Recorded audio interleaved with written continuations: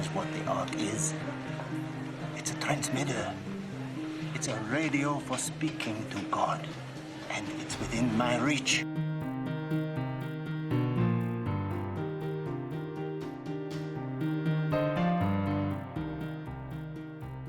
Testing. Okay. I'm laughing. Let me start over here. I'm going to cut out the whole beginning of this. I just gave a lengthy discussion here talking about how every time I've tried to talk about my EVP, there's been some sort of technical problem. Like the last time when I'd recorded an hour and a half of my talking and there was no audio. And I had just tested it immediately before doing that recording. There was audio and everything worked perfectly. And then I just hit record again, did it, nothing at the end of it. Not nothing, garbled. So it was like a technical glitch.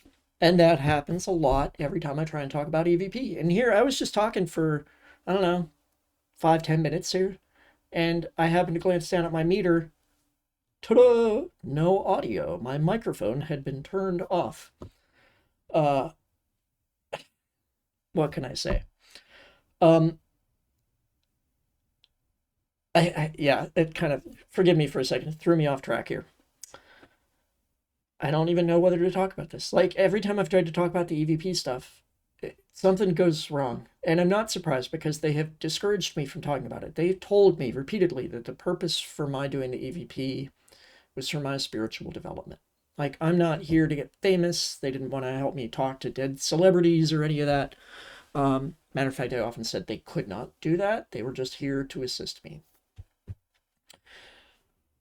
And as some of my viewers, all 3 of you, I don't know how many I've got, a few people commented on previous videos noting that the spirits were telling me I was going to be blocked. And I didn't know exactly what that meant. By the way, if my pupils are dilated, I was just at the optometrist. I am not actually a crackhead, although it may seem like it sometimes. So, the spirits told me I was going to be blocked, and I wasn't sure exactly what that meant. They've been giving me that message for a couple months, at least. So I suspected something was coming, but I didn't know what. And then as the date got closer, they started saying, next month, and, or in a couple months, they said October, and then da-da-da. Well, it turned out what happened was I could still do EVP, but they couldn't hear me. They didn't seem to be able to hear me. But I could hear them. And then they were talking about how, like, they couldn't hear me. They were having conversations with each other, which is what I normally get in my recordings. Most of the time, that's the bulk of the recording, is spirits having conversations with each other. And then at the very end, the last thing that happened was some spirits were having a conversation with each other about how one of them had effectively been assigned to interfere and keep me from doing it, which was my cue to stop. Like, I was like, all right, I'm dense. Like, I don't tend to take this stuff in readily because I'm skeptical. I try not to commit myself to any of this. I don't really know what's going on. Like, am I talking to spirits? Is it delusion and psychosis? Well, I don't know, man. I hope not. I don't think so. My therapist is pretty confident it's not. But, time will tell, I guess. So I finally broke down. I had gotten some other communication because I'm not only getting communication in my EVP recordings. I've mentioned before, it progressed to apparent clairaudience. I started hearing voices, anomalous, like in my head voices, not like was someone talking. Like, this was fully like, they're not my thoughts kind of. It was very disconcerting when it started. And I mean, I'll fully admit it is experienced the same way. The beginning, like, prodrome for schizophrenia. It is that. Like, that's the way people who have schizophrenia and hear voices describe it. I've listened to it. I've been like, yep, it's the same thing I'm experiencing. The reason why I don't think that's what it is, or I'm unsure, is because of the amount of veridical information that I get. all the time when I would do my EVP sessions. They were giving me factual information that I theoretically did not know. I was doing EVP sessions for other people. They were sending me their recordings, and I was listening and transcribing what I heard. They were testing it too. They're like, what color shirt am I wearing? What color is my dog? Things I did not have the answers to, and they were getting the answers correct. They were also making predictions about things that would happen, sometimes literally the next day, really unlikely things. And that was happening routinely. A lot of the other stuff that I get, I don't know what it is. It's weird. Some of it seems like it's pulled right out of my subconscious. Some of it is just off the wall weird stuff. I tried to make sense of it for a very long time. I was like, if I apply all of my logic and reason and everything, problem solving skills to this, I can figure out what the afterlife is like at a minimum, something. And I had to throw up my hands. So I was like, I'm not allowed to know. Clearly, I'm not allowed to know. And guess what? That's what everybody is told. We're not supposed to know that stuff. We're not really allowed to know. They're not going to give us the smoking gun. But yesterday, I tried to do another EVP session because in my clairaudience, they were giving me some stuff that was giving me the idea like, hey, if you try this a little bit differently, like you'll get some better results. And so I experimented yesterday. I mixed things up a bit and I used some different equipment. I got a brand new piece of software and I played around with it. And sure enough, I got results. I was kind of surprised. I was like, these were things that in the past I was like, there's no way you could get any EVP with this. Part of it involved just taking the microphone. I was using my handheld mic, the one you see right here over, oh my God, that's hard to do in a mirror, right there on the table. And I just put it down. There was just background noise in the background, just ambient, like traffic off in the distance. And I got voices out of it. And the voices were telling me, like, try this, do this, make this change. I'm going to play for you part of what I got. Now, this was the first attempt that I made. It's just kind of noise. It's garbage. You'll hear what kind of sounds like the word spirit a couple times in there. That's what I hear anyway. But then at the very end of it, there's a very, very clear message. And I'm not going to tell you what I think it says. I'm going to let you hear what you think it says.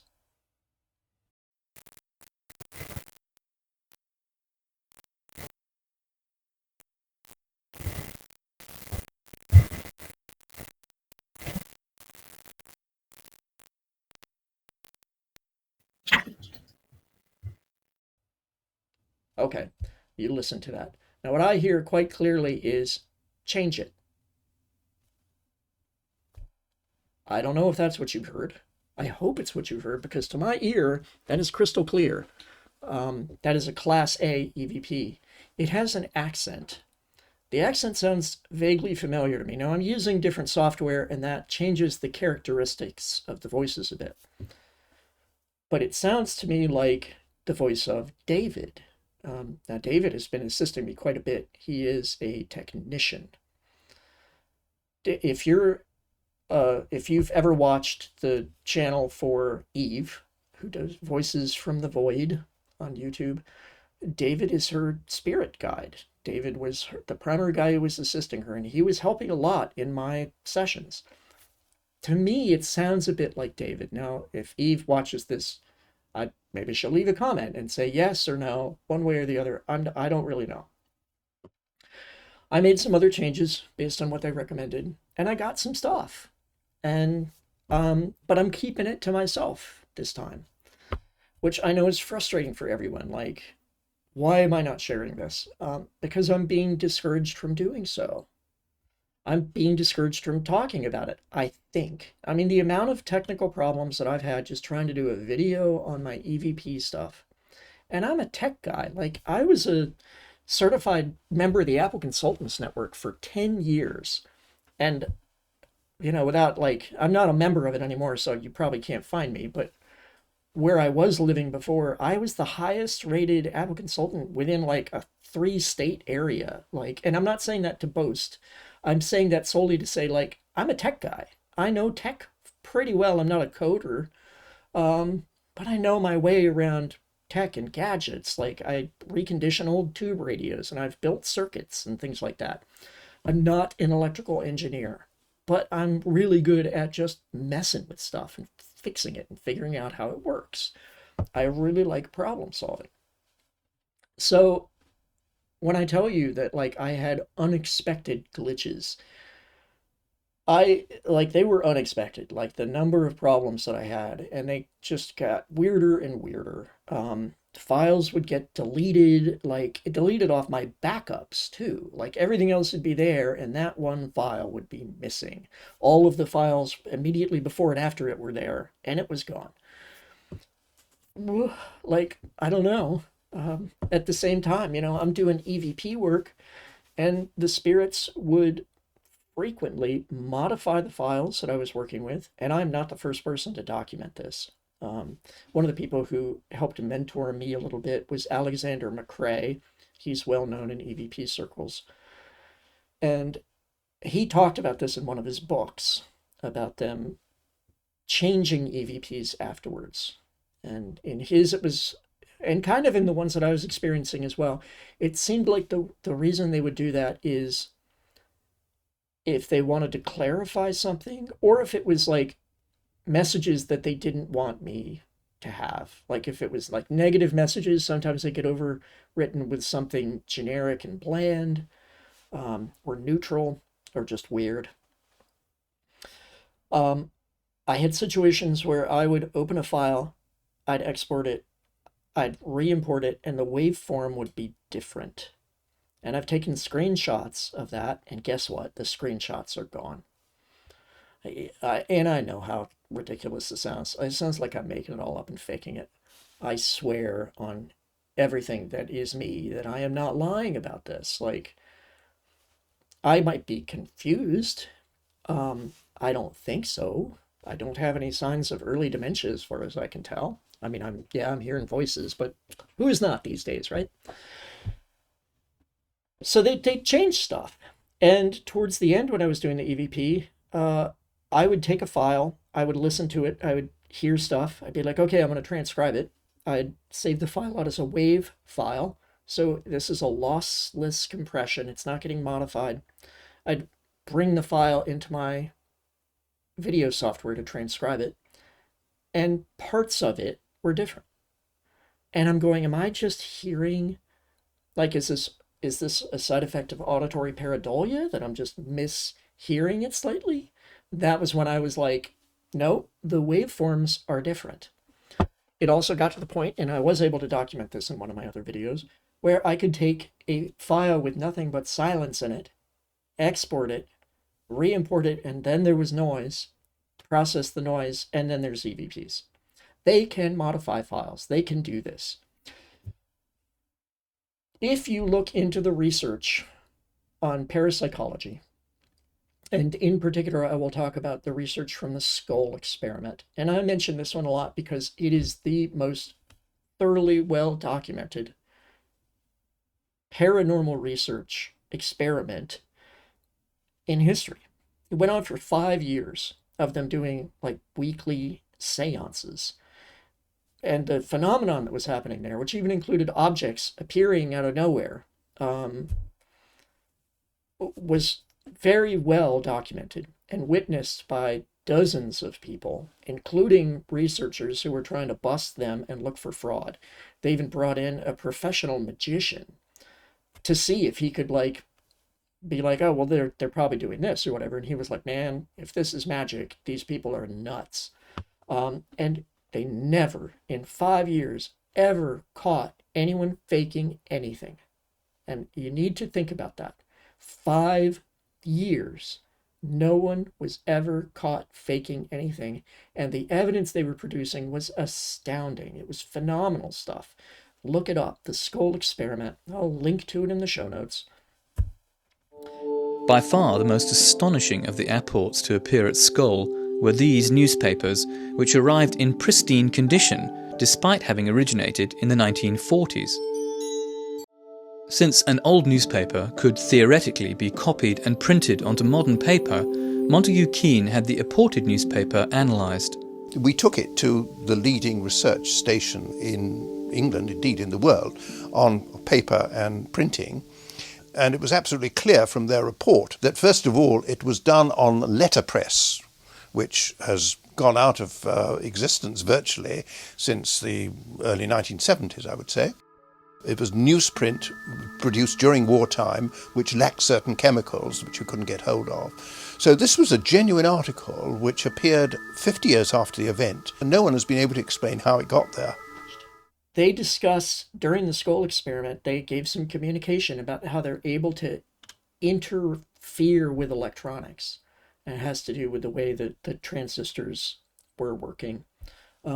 And they even made a prediction about that. They're like, we're going to, at some point in the future, they're going to be able to introduce, carbide to the silicon, and that's going to lower the temperature of something.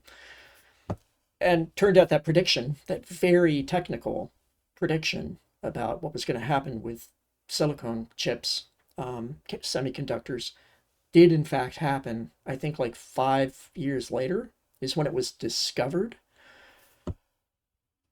Again, just another example of like the astounding stuff that came out of the skull experiment.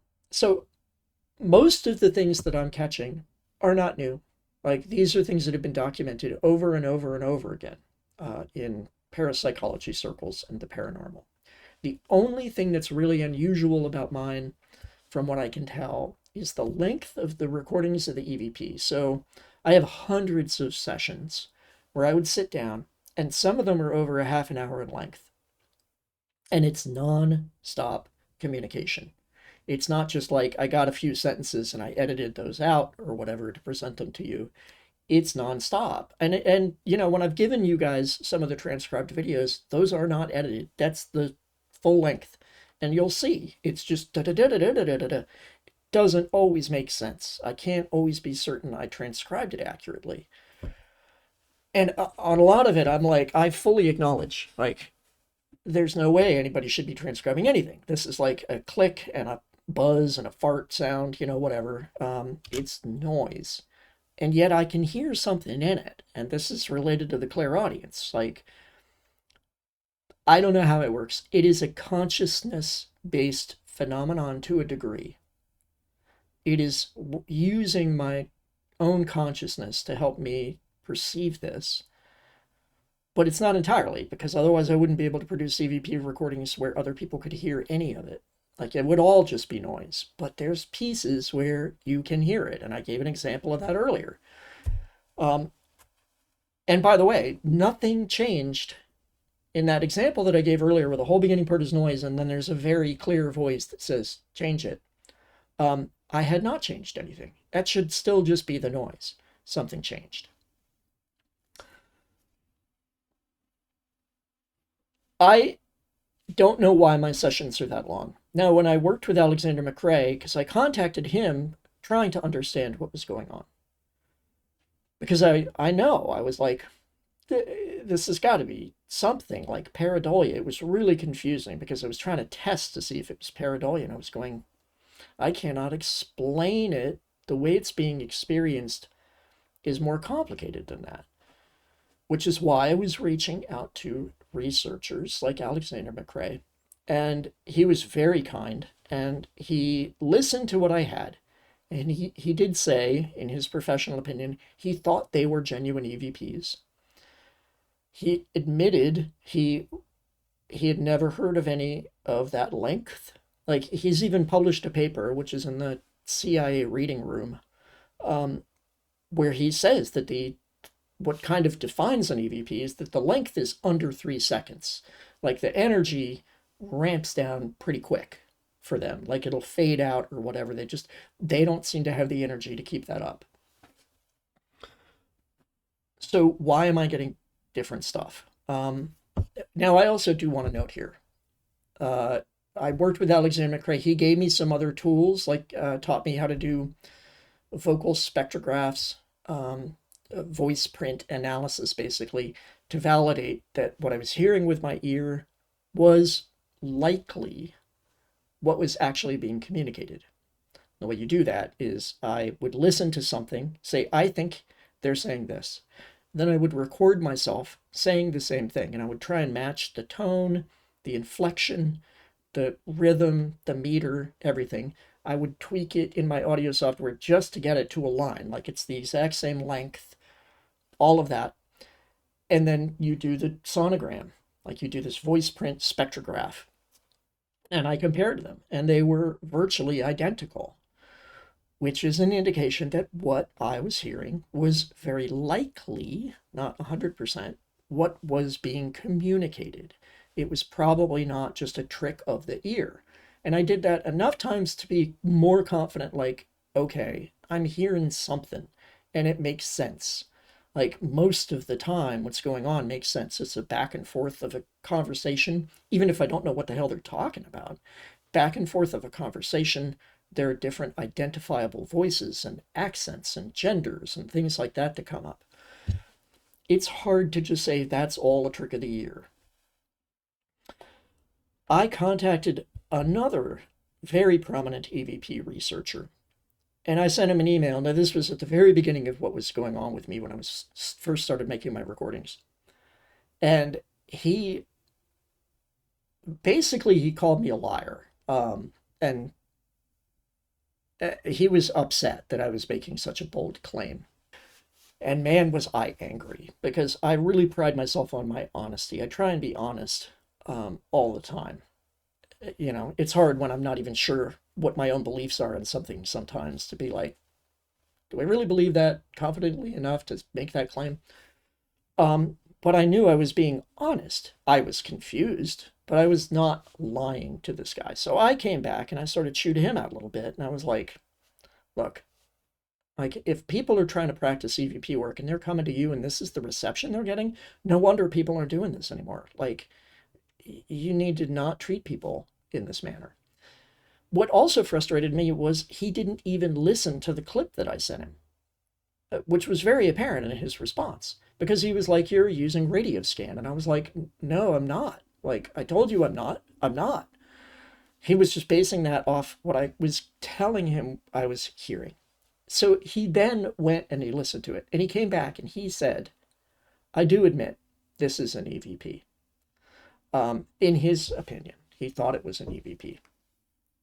And then he made some like minor like quibbles about, well, I don't quite hear that word quite the same way that you're hearing it. Yeah, I'm not going to throw that guy's name out because everybody has a bad day, and maybe he just had a bad day. And part of me wants to reach back out to him again because I'm more confident now, but I don't think I'd get a better reception. And I'll tell you the reason why. Because this guy had been doing this for decades, and he was very confident in his beliefs. He had locked himself into a belief system, and his belief system did not account or accommodate long communications like what I was getting. Therefore, he had to dismiss it. This is a big reason why I tell people, you should avoid locking yourself into a belief system on this stuff, because we don't have enough information to make a concrete determination about any of it. We know it's real, but that's about it. People are experiencing anomalous things, and evidence is being produced that we can't explain. What do we don't know where to go from there. Now I'm being a little vague. Like, some stuff we can be more confident about. But in terms of like the EVP communication, can I 100% say that I'm communicating with spirits? Of course not. I have no idea what is on the other end. Some of it probably is a trick of the ear. But even that, like, let's talk about auditory pareidolia for a moment. Because everybody, they hear EVP and they dismiss it. They say it's auditory pareidolia. The primary reason for this is because of one research paper that a person did where they went in, a skeptic, looked at a few EVPs and said, these can be explained as pareidolia, and it made a pretty good case for it. But they didn't look at the Class A EVPs. They didn't they didn't look at the best stuff that's come out of it, because they couldn't. If they did, they wouldn't be able to make the same claim that they had. But the thing about pareidolia, so if you're not familiar with the term pareidolia, it is the brain's ability to do pattern matching on things like human silhouettes or faces or voices or whatever, erroneously. Like, if you're looking at a face and you go, that looks like a face, that's not pareidolia. If you're looking at a burrito and you say, that's the face of Jesus, that would be visual pareidolia. If you're listening to a fan and you hear music, faintly, vaguely, it kind of sounds like music. This is called musical ear syndrome, but it's an example of auditory pareidolia. So it's the brain theoretically misfiring and doing this amazing ability of pattern matching when there isn't really it is a pattern and your brain's locking onto it, but it's overlaying its own je ne sais quoi, I don't know, over the signal, the whatever you're actually perceiving. But here's the kicker, and as far as I know, I'm the first person who's really kind of pointed this out. The whole determination on whether it is a legitimate pareidolia or whether it is legitimate phenomenon is based on what is actually producing it. So in other words, if you're looking at a face and you see a face, nobody questions it. You expect to see a face when you look at a face. You look at a photograph, I see a face. Well, was there a person standing there? Yes, that makes sense. If you're looking at a bunch of bushes and you see a face, then you go, well, was there a person hiding in the bushes? No? Well, then it's probably pareidolia. But that entirely ignores the fact that we do seem to have these anomalous experiences where we perceive things that are being potentially generated by some external phenomenon that wants us to perceive things like a voice. So if you listen to it and you hear a voice, someone will say, oh, it's pareidolia because there wasn't a person to be making that. Well, we assume there was not a person, not a human maybe, not a living person. But that doesn't mean that there wasn't potentially a consciousness that is creating that voice that you're hearing. So the case that I'm making here is that EVP actually does rely on pareidolia. It is relying on your brain's ability to do this pattern matching. The only difference is the determination of whether what you were seeing or hearing was legitimate or not. And this is the gray area. And the skeptics never hear this stuff. And the believers are more likely to hear it. Now, this has been backed up by a lot of parapsychology research, even into EVP, where they will play recordings for people, and people who are practiced with EVP tend to hear the same things in that, whereas non-practiced people will hear it and hear nothing. Or if they hear anything, they're in complete disagreement about what it says. So this is an indication that you can train your ear to hear something that theoretically doesn't exist, right? Well, then why are people perceiving it the same way if it's not something? But then there's this, the gray area, the lack of the smoking gun I always talk about. You can hear music in a fan. Is there actually music in the fan? Probably not. Why would there be music being produced by a fan? Then again, why would there be voices produced in noise? Why would I be able to hear voices in the sound of water or crumpling paper or wherever I will hear them, or music? So what is happening there? Again, this is why I say this is a conscious phenomenon to a degree. Now, people have produced Class A EVPs, which are typically, everybody agrees on what they say. And the communications make sense. There are a lot of recordings from people who had lost loved ones. Let me play a few examples here. Before long, other names and voices began to show up in their recordings. Feeling spirit. The name Braden popped up repeatedly. I know, great.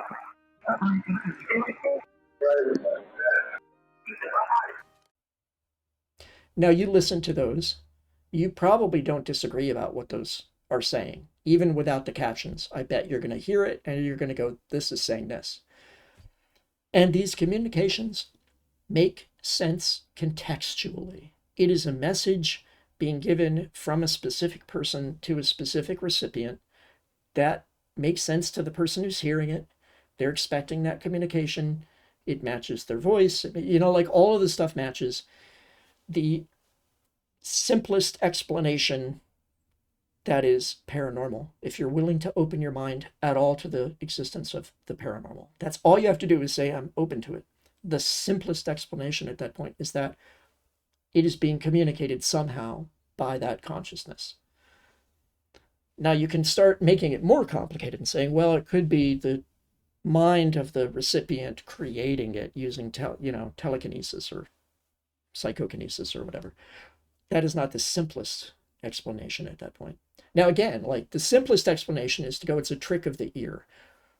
But hold on a second, like that is a trick of the ear? Like at some point, the skeptical debunkings are ridiculous. Like it requires more of a stretch of the imagination to accept them than it does to say, wow, this is interesting. You don't have to say, that's a ghost, You don't have to acknowledge at all. You don't have to say, this is what this is. All you have to acknowledge is, that is weird. That is really strange. And that's where I live most of the time, is like, that is weird. That is strange. Now, let me give you an example of something that stretches the limits of believability. So I did my little EVP experiment yesterday. I made my initial recording. I'm sitting there with my headphones and I'm trying to listen. Like, what is being said here? And I hear some beeping in the background. And I lift my headphones off my head and I'm like, that's my Geiger counter. So I'm a nerd, in case you hadn't figured it out. I mean, Jesus, I'm running a 1950s oscilloscope in the background simply because it's fun. The Geiger counter alarm went off. Now, what that means is that it got a high burst of ionizing radiation. That could be beta or gamma radiation. Since it was like in a drawer, it had the little lead cover over the Geiger-Müller tube, it was almost certainly gamma radiation to penetrate through these materials and get to that thing and set it off. It was brief.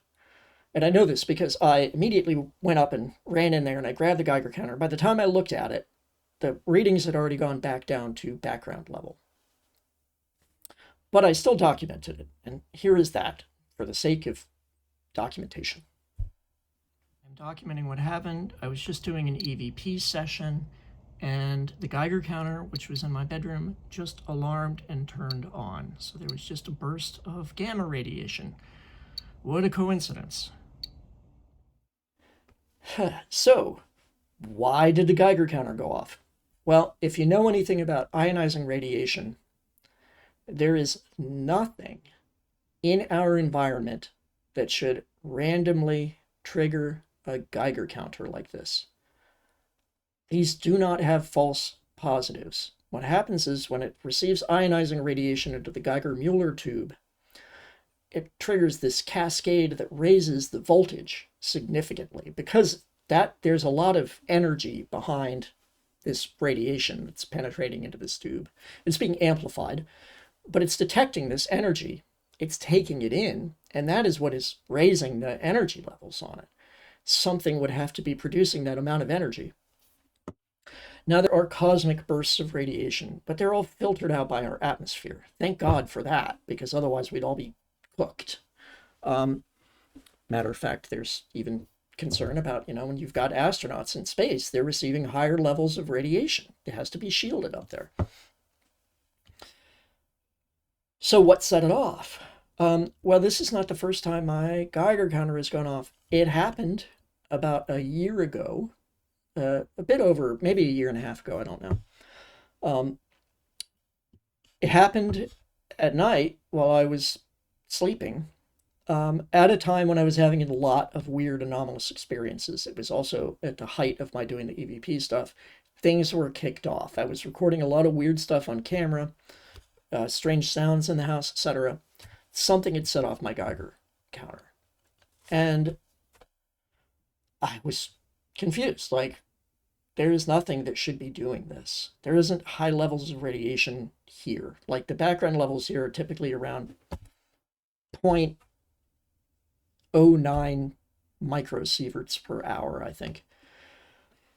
And in order to trigger the alarm, it's like 0.35. Like, it's a significant rise on that. The only way I can trigger it is by taking something radioactive, and I've got some old vintage radioactive Fiesta ware, and if you bring that near it, then the alarm will go off.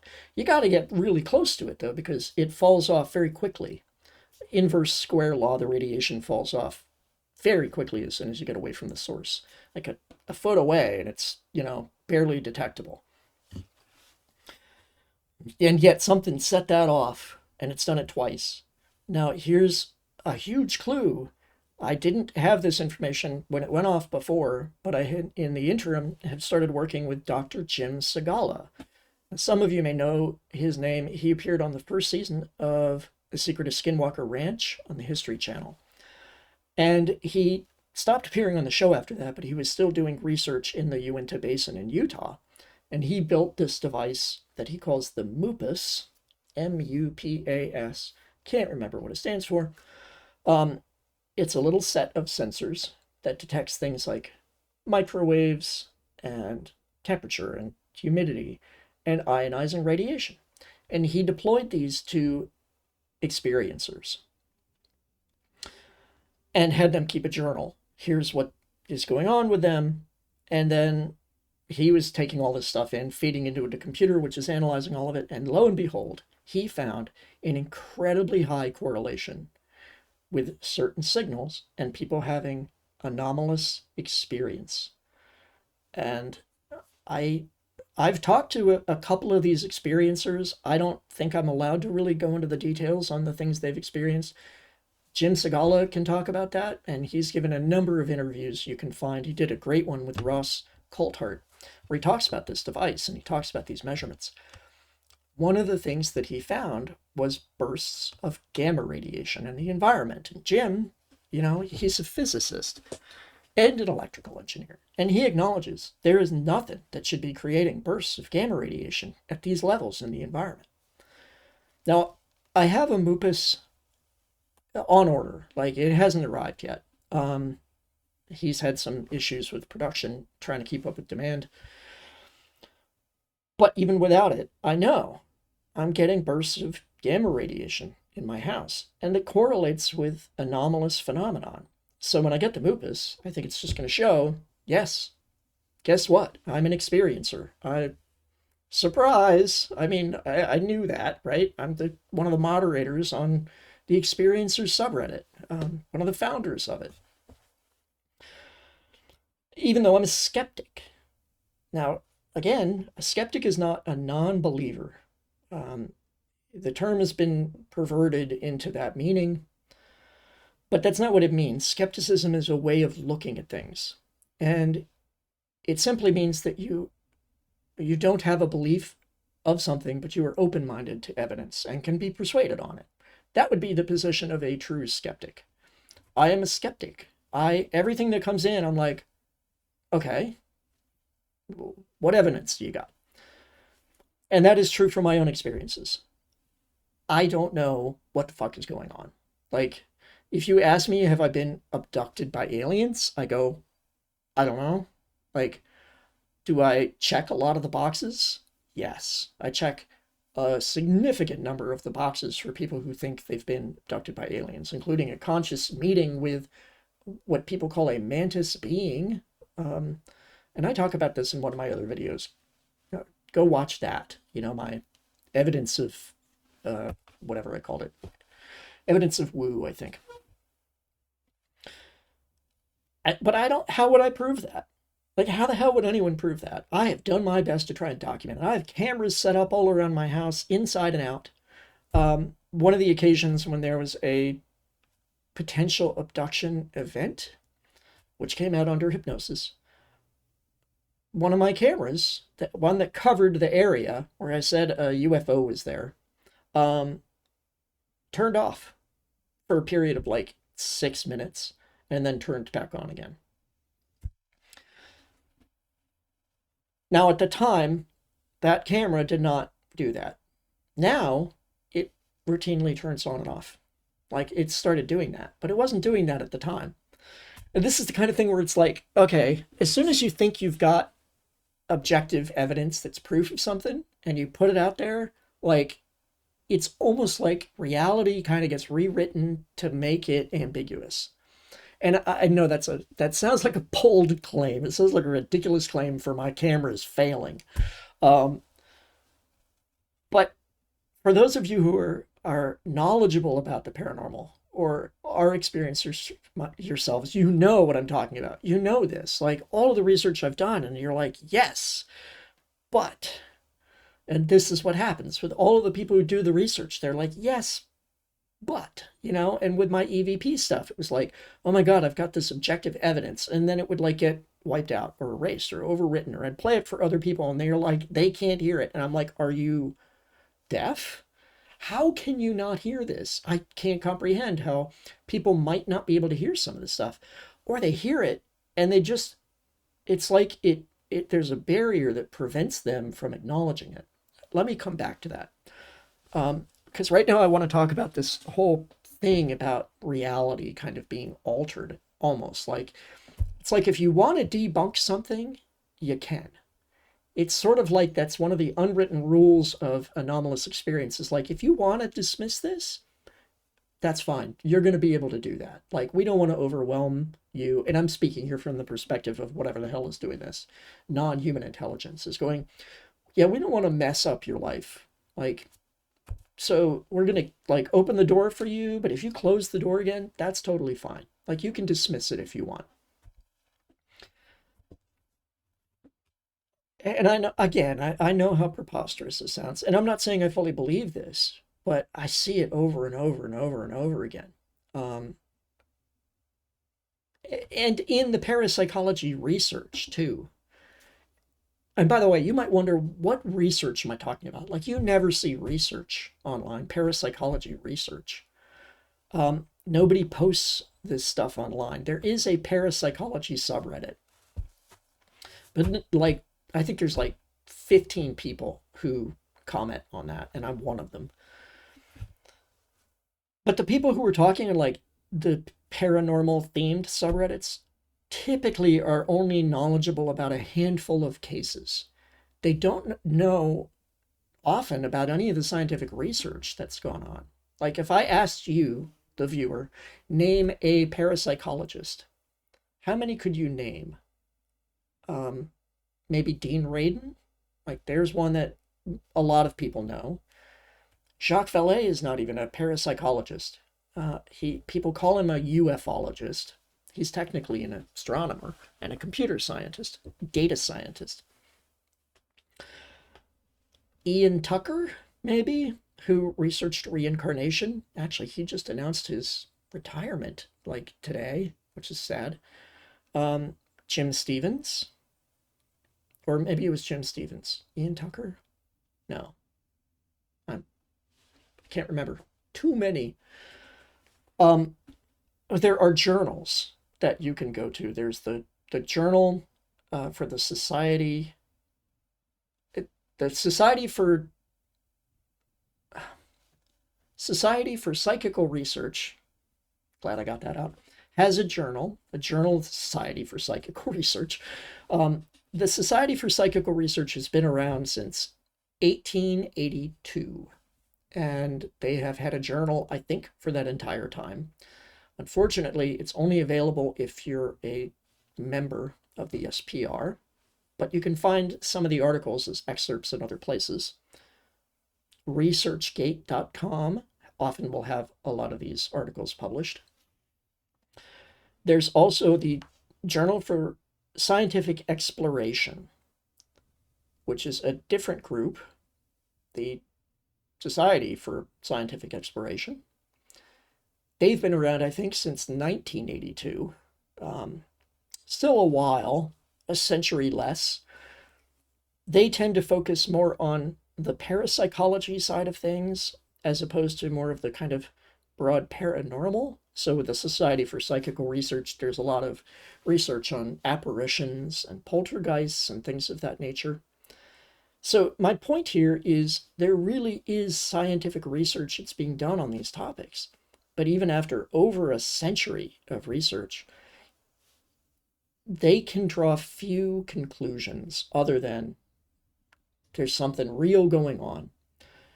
They know certain things that are associated with the phenomenon, but these rules seem to always be loose. Like every time somebody goes, this is a defining characteristic, it doesn't, like, it changes.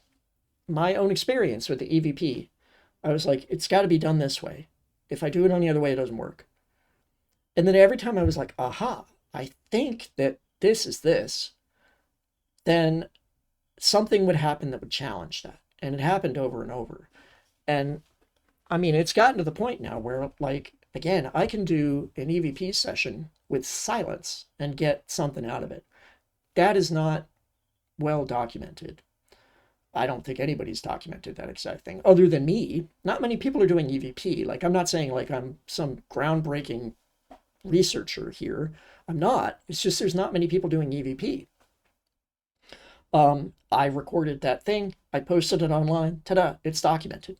Somebody may have experienced it, but I was the first one to kind of show it. Hey, you can do this thing, or I can do this thing.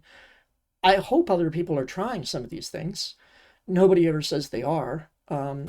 I've tried to encourage people to experiment with this stuff so much, and people won't. Now, earlier I said I'm going to come back to that, and this is my segue back to that. There's a resistance to a lot of these topics, particularly the EVP, because it is such kind of strong objective evidence for something mind-blowing.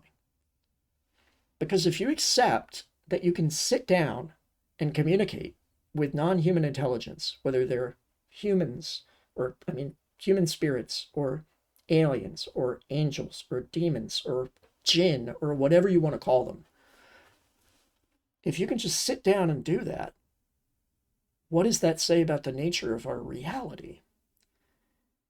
And this is where the whole concept of ontological shock comes from. Now, this is another term that's thrown around a lot. You know, I had ontological shock, and it's like, did you really? Because ontological shock is fucking horrendous.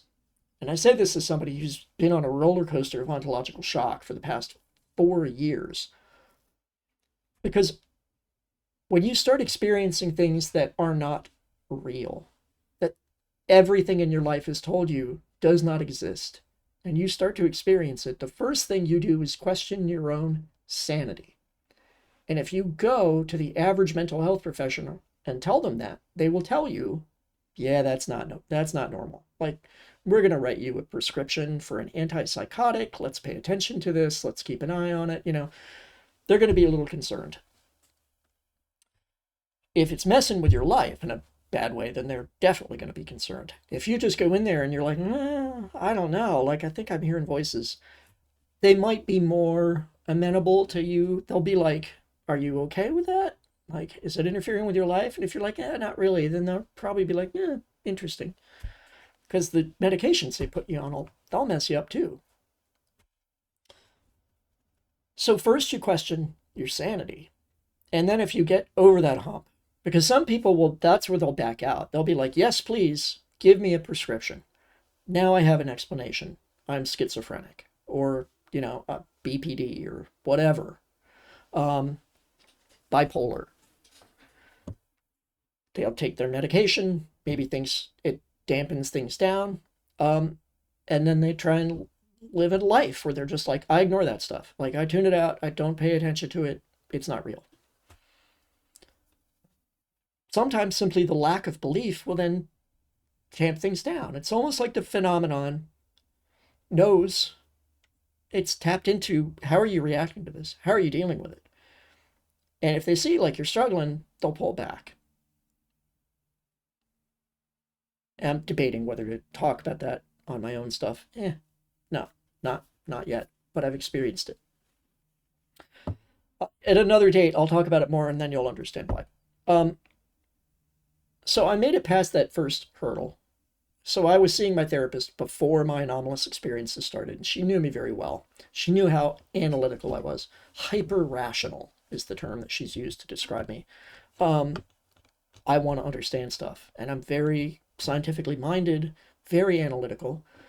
So I was like, well, what is the evidence? Like, what is this? What is all of the evidence, not just the skeptical debunking? What is the other evidence? And I looked at it and I went, that makes more sense than this for what I experienced. And then that kept happening. The number of experiences I had just kept getting wider and wider, like the variety of things I was experiencing. And I kept getting challenged over and over again. And I was like, okay, well, if I'm not crazy and this is real, then what the hell is happening? Like, why is it happening? Why is it happening to me? How am I perceiving it? Why is it not happening to everyone? Why is it happening to some people? What is behind it? You know, is it more than one thing that's behind it? What is it? What are the risks of it? That's a big one. I mean, at one point when I was doing this work, I was being contacted by EVP by things that the spirits were identifying as demons, and they behaved like demons. I have differing views on that now than I did at the time. I was pretty freaked out at the time. There are unknown risks to this. One of the most concrete risks is anomalous experience. People who have anomalous experience, aka experiencers, have a much higher incidence statistically of rare and unusual health conditions. Autoimmune conditions are a big one. Blood disorders, various types of cancers. Like, I have a list, longer than my arm, of diagnoses I've received. Small fiber neuropathy, fibromyalgia, chronic fatigue syndrome, myencephalitis, post-exertional malaise. At one point, my skin would break out in blisters if I went into direct sunlight. And I don't mean getting a sunburn. I just mean I'm in sunlight. What the fuck? I can't even remember what that's called. And I'm just rattling off the top of my head here. Like, I'm on permanent long-term disability because my body is just so generically fucked up. Like, I don't even technically qualify for disability for a specific condition, because they'll be like, this condition qualifies, this condition doesn't. Like, my doctor testified on my behalf to be like, he is messed up and we can't figure it out. We don't know what's going on. Now, at no point have I ever said to my doctors, could it be aliens? Like, I've got an object in my brain, which has been diagnosed as a brain tumor, because what else could they diagnose it as? But they all tell me it's not behaving like a brain tumor. It's in a really weird spot. It doesn't really look the way we would expect it to look. But if you were going to put an implant in someone's brain to monitor everything going on, that would be the perfect place to put it. Right above where all the nerves come in, right in the smack dab center of my cerebellum. I'll also note on my MRI, there's a hole in the very top of my head. I don't know if that's an imaging glitch. Could very well be. It looks a bit too perfect. But I don't, at this point, I'm just like, so much other weird stuff has happened. They found something in my spinal column, in my spinal canal. I have the MRIs on disk. I don't have a way to get them into the computer right now, but I have some other information that backs up. Yes, there was this thing. It was in there. It was diagnosed as a lipoma. And then it vanished, which, guess what, is pretty much unheard of in the medical literature. They don't just vanish. They have to be surgically removed. And I consulted, I think, 3 neurosurgeons, and they were all like, ooh, we don't want to cut that thing out. That's really sketchy. Like, that's in your spinal column. The risks of, like, making you a paraplegic are too high. We don't want to do that. But it went away. And guess what? That happens a lot to experiencers. Something anomalous shows up on medical imaging, X-ray or MRI. Then when they go back to do a follow-up, it's gone. And often they'll report that there was like an abduction event or something in between where they have a memory of it being removed. Are implants a genuine thing? Show me evidence of it. There's people saying, yes, there are. And some of these people have good credentials. Jim Semivan, former director at the CIA. He said his wife popped something out of her nose one time. That was a metallic blob that they had it analyzed, and they determined that it was anomalous. Lou Elizondo's talked about it. You look at the pictures, they're not particularly persuasive. One of the strongest cases was Terry Lovelace, who was abducted. He has memories of an abduction event, I will say, from Devil's Den, which, by the way, is like 30 minutes from my house. One of my favorite places to go. He had some very odd things that showed up on X-ray. And then later they disappeared. And guess what? It's been debunked. Everything has been debunked. Another thing that should get your attention. Everything having to do with the paranormal has been debunked one way or another. Even the skull experiment. Like, the debunkings are weak as fuck. Pardon my language. But they've still been debunked. They're just like, oh, it's fake. It's fraud. It's a magic act. You know, whatever. And a lot of these debunkings, as I said, are ridiculous. But not always. And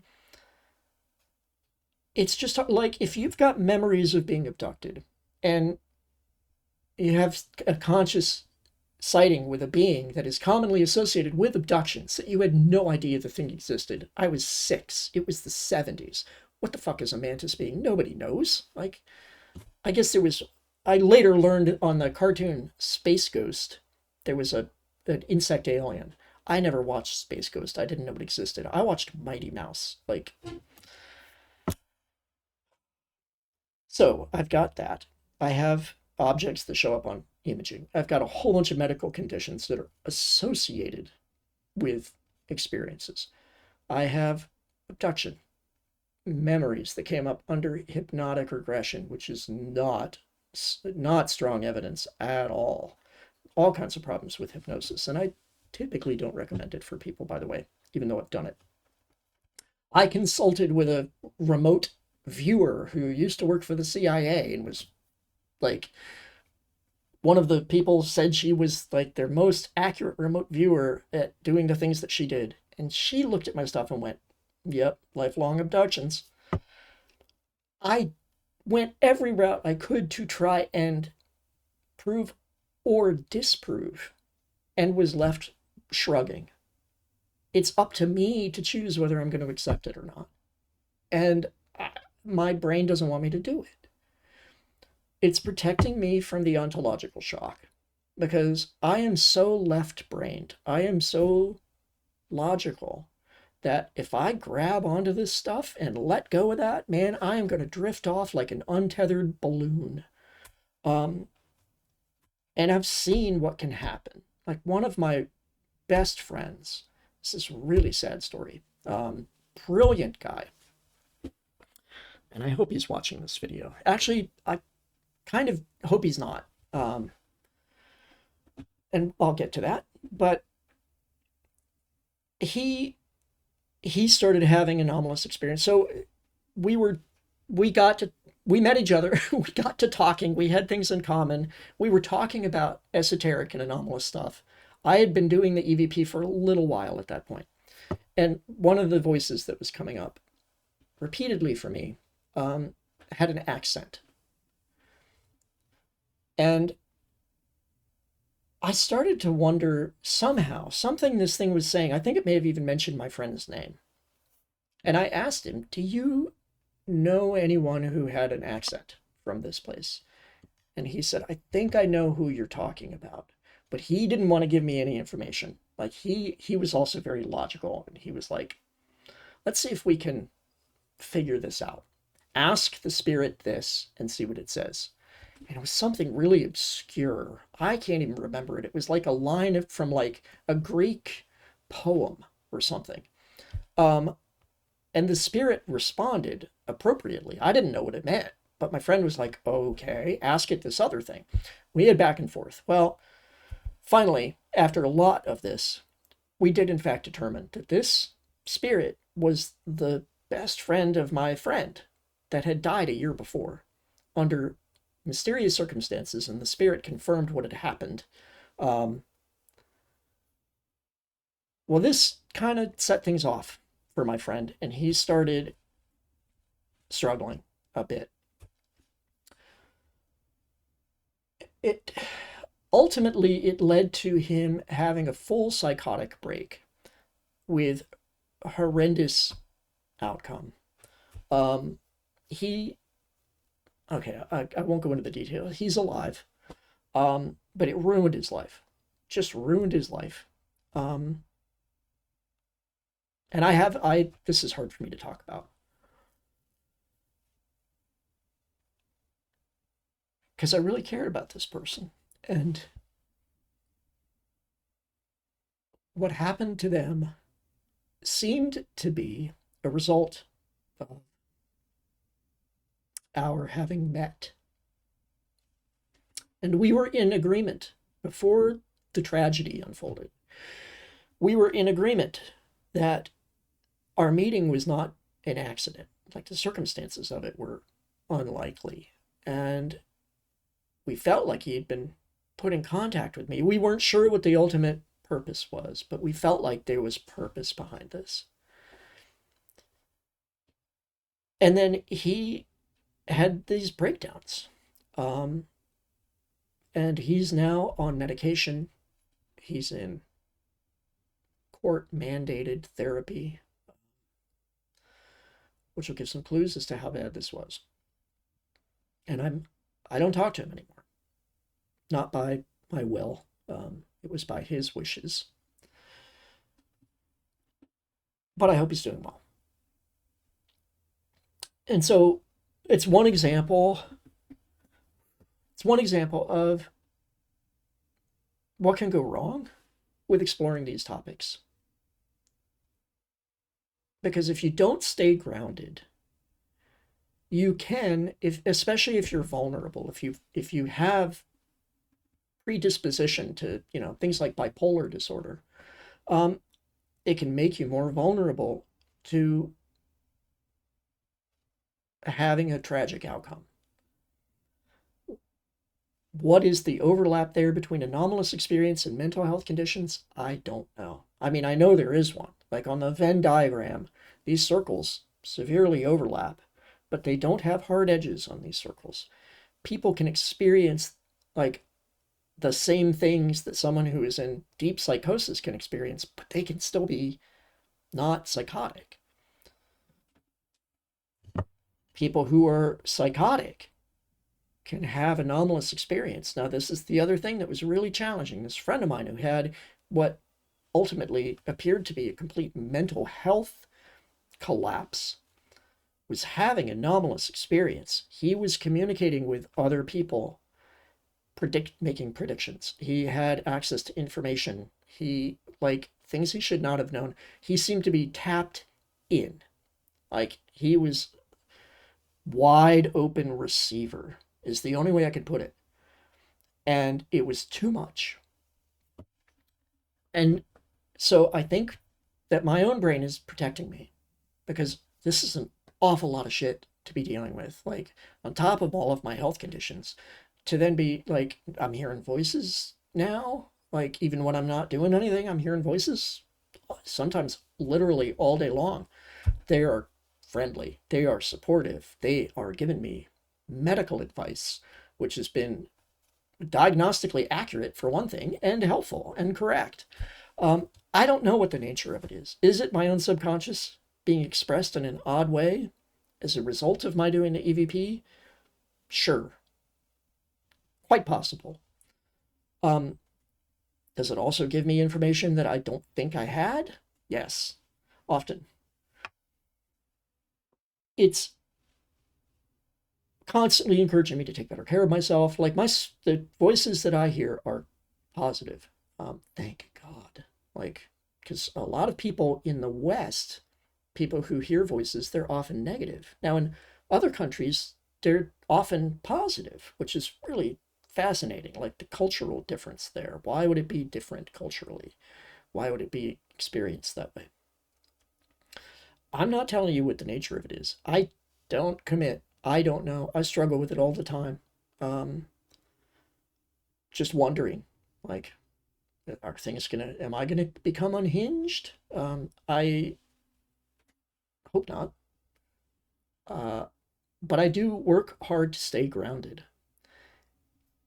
And I do that by, well, one of the things that I did was I stepped back from the experiencer community to a major degree. I don't participate in like experiencer calls. I don't often read people's accounts. Sometimes people will send something to me and I'll read through it. But I'm not immersing myself in that. I do immerse myself more in the research side of things. But I've also learned, looking at people's anomalous experiences, you can't tell a lot because they're all so personal. Like 10 different people could meet gray aliens and all 10 of them could describe them differently. You know, they've got a different number of fingers, the eyes are a different shape, whatever. They all think they're meeting gray aliens, even if they're all actually abductees, like genuine abductees. Why are those things experienced differently? What determines that? And it seems to have to do with people's beliefs to a degree. It does have to do with our consciousness. It does have to do with our subconscious. And again, and this is my own personal thing, I'm not telling anybody else what direction to go with this. All I do encourage people is like, don't lock yourself in on a belief system, because like that EVP researcher I contacted, you're just setting yourself up to struggle a lot if you're faced with some new information that challenges you. And that can also dampen having anomalous experience. If you have it and you freak out and you're like, no, it'll often, people report it will back off. Not always, but often it'll calm down for a while. It's like they just kind of give it to you, you know, they're testing it out, see how you do. And if you lean into it, man, it's like you're on a roller coaster, and that lean forward and it'll go off for a lot of people. Why are some people experiencers and others not? That I should do another video about that and not do this. I wanted to just show, like, I'm still trying to gather objective data. And I'm getting it, and it's proven nothing. And I've kind of given up. And this is why, you know, nobody's going to, I don't think the average person is going to be able to prove the existence of anomalous phenomenon. Evidence exists. It's already out there. Pretty strong evidence, like the skull experiment stuff I was talking about. It's never enough. Like, the people who are experiencing it are typically the ones who end up believing it. And the people who don't experience it, it's too much to ask them to just grapple on with and accept things that defy their entire belief system. They're not going to do it. Because if they did, they're putting themselves at risk for a mental health episode. Even someone who has no history of mental health conditions, under a huge amount of stress, like having anomalous experience, can go into psychosis. And if that's not dealt with quickly and treated, it can have lasting, permanent effects for the rest of their lives. You got to be careful what you let in. So this is why I ultimately stopped arguing with skeptics online. At first, I was just baffled at how they could just be so frickin' dense and so willfully ignorant, until I realized, like, it's not their fault. It's their brains protecting them, whether they like it or not, like, from taking in information that they would not be able to cope with. And if they're not experiencing it, how are they going to be able to judge what the fuck is what? Because the evidence is all over the place. It's bonkers.